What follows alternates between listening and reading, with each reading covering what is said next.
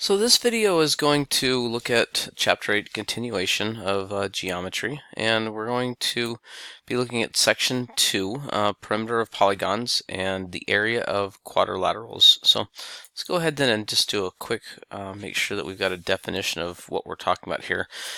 Polygons are going to include straight line or excuse me, they're going to include figures with straight lines. So it could be triangles, squares, rectangles, parallelograms, trapezoids, hexagons. It could also include odd-shaped figures that don't necessarily look like and can be classified in any of these shapes, as long as they don't have anything circular in them. Notice we didn't talk about circles or rounded edges as far as a polygon.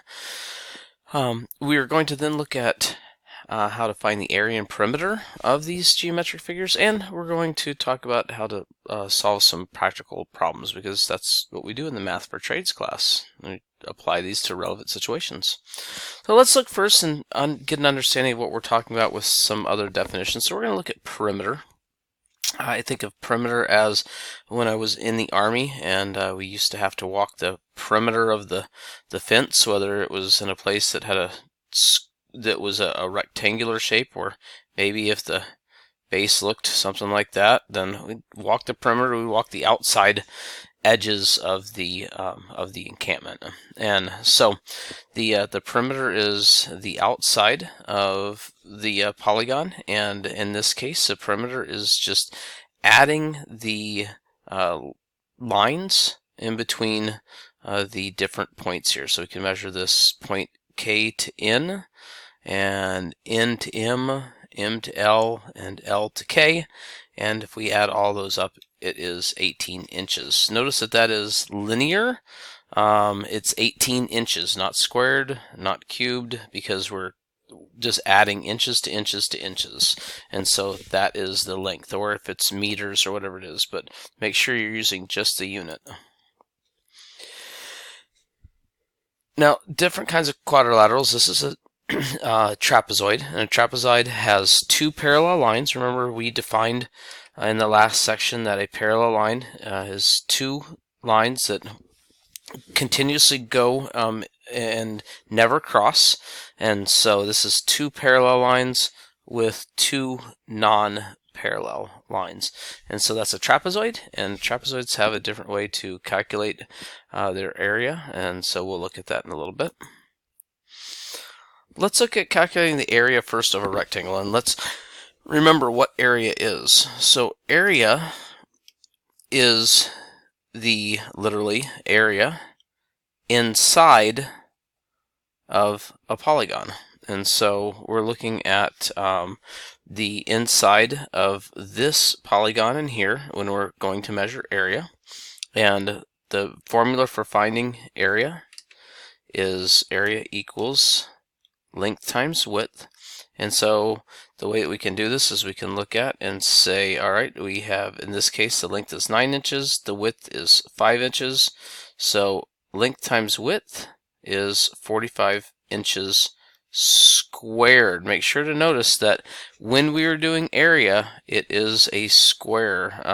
The units are squared because we're looking at what is inside, not around the edges of the polygon. Let's go ahead and look at how we can solve one of these problems. And for me, of course, and going back to the way that we solve problems, first, I'd like you to be able to take a minute to read this and go ahead and pause the video and read it and reread it until you understand the question. I'm also going to encourage you, in this case, to draw a picture on your own first, and then come back and see if you can solve this.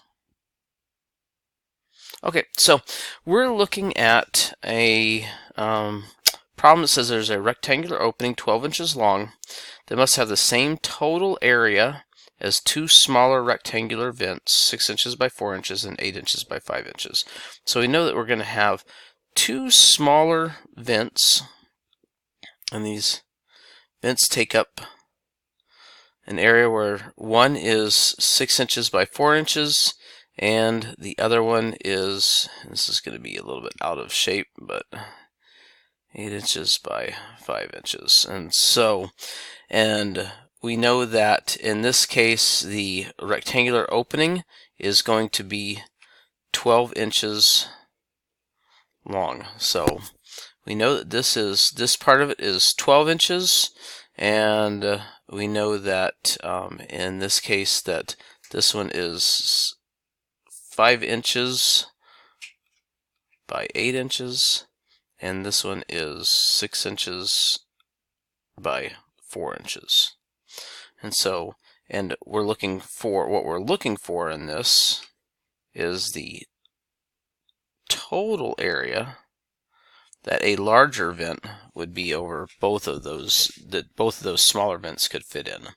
So we need to be able to find, in this case, what the area is for that whole, to be able to create that. So we need to find the total area of the two smaller vents. So in this case, if we look at this one smaller vent, let's say the first smaller vent, which is, and we remember that the area equals length times width, we can say that the area equals 6 times 4.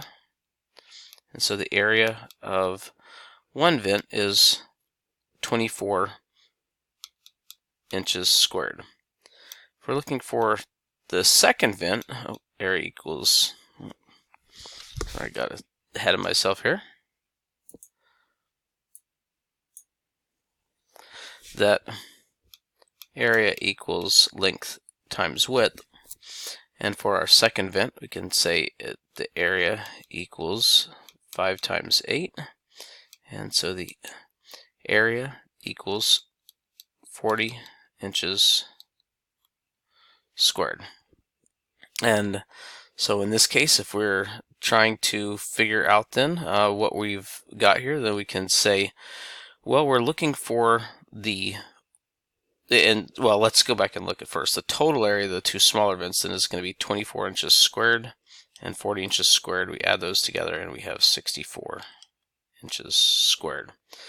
And so now let's come back and let's use our formula to be able to find the width, because remember, we always go back and say, what was the actual question? Well, they're looking for the width of the opening of the larger rectangle. And that rectangular, we know that one of the openings was 20 inches or 12 inches long. So that we can go back then and let's look at our formula. We'll adjust this a little bit, and we know how to manipulate formulas. So in this case, we're going to use area equals length times width, but we're going to move this so that we're looking for width, and width in this case equals the area, and we know the area here is 64 inches squared over the length, and in this case we know the length is 12 inches. And so we can just go ahead and solve for this. And 12 goes into 64 5 times. So 5 times 12 is 60 with 4 left over. So that would be 4 twelfths. We're going to go ahead and reduce that down to 5 1/3 inches. And so that is the length. That is the width that this opening needs to be able to have it to where those vents fit inside that area.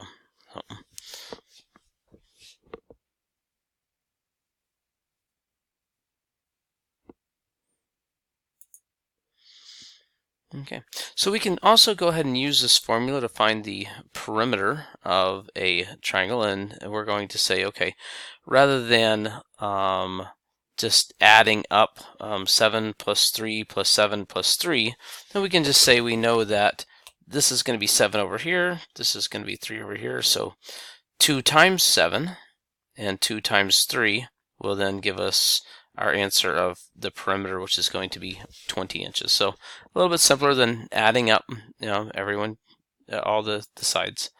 And similarly, we can do the same thing with a square. Now remember, a square has all 4 sides are equal. So that being said, if we know that this is 9 feet, then we can say that this is also 9 feet, 9 feet, 9 feet. So we can just go ahead and multiply 9 times itself, so 9 feet squared, because 9 times 9 to be able to find the area in here. And being able to find the area in here of 9 times 9, then we get 81 feet squared. And instead of having to go 9 plus 9 plus 9 plus 9 to get the perimeter, we can just say we're going to multiply 9 times 4, and we will get 36 feet is the perimeter for that square.